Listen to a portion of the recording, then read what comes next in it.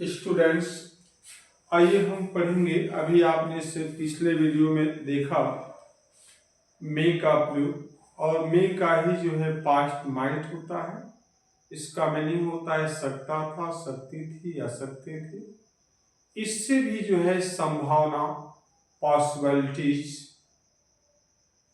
का सेंस आता है।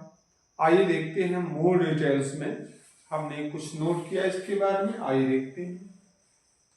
देखिए इसमें दिया गया है यूज ऑफ माइट। इसका मीनिंग सकता था या सकती थी या सकते थे, आप ले सकते हैं इसका मीनिंग। आइए देखिए, ये दिया है permission possibilities in the past. इसका मतलब है कि परमिशन का भी सेंस आएगा या पॉसिबिलिटी संभावना व्यक्त कर सकता है।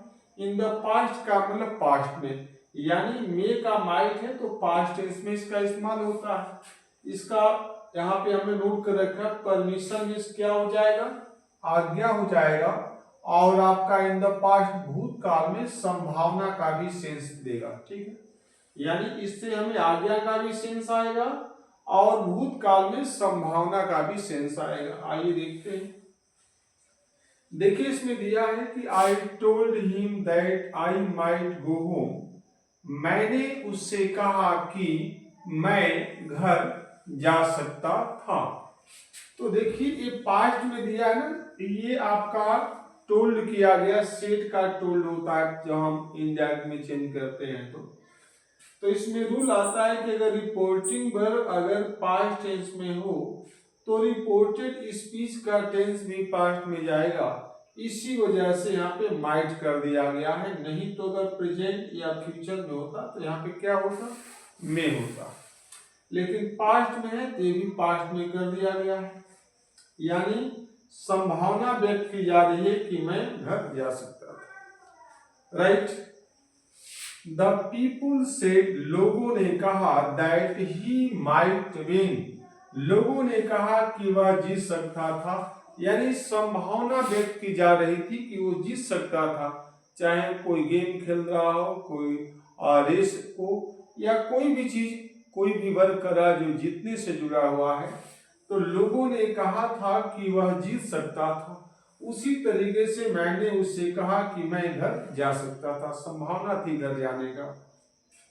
ध्यान दीजिएगा, ये पॉसिबिलिटी संभावना बोलते हैं।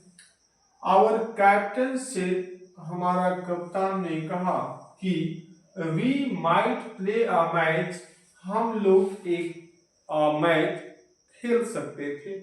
तो यहाँ भी जो है तरीके से क्या है, संभावना व्यक्त की जा रही है कि हमारे कप्तान ने कहा था कि हम लोग उस दिन या उस समय क्या कर सकते थे, एक गेम या एक मैच खेल सकते थे। संभावना थी खेलने का, लेकिन हम लोगों ने खेला नहीं।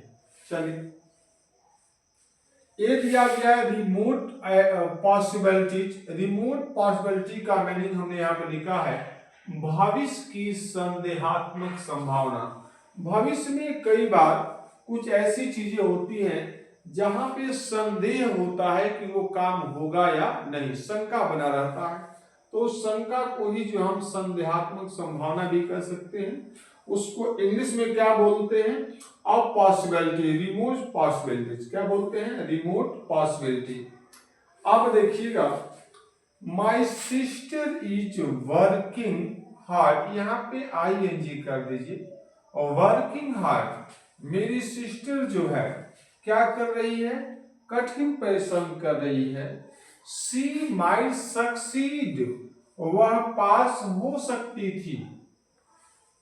राइट, कठिन परिश्रम कर रही है, या यहाँ पे वाज कर दीजिए, कर रही थी के सेंस में, इसमें वाज कर दीजिए।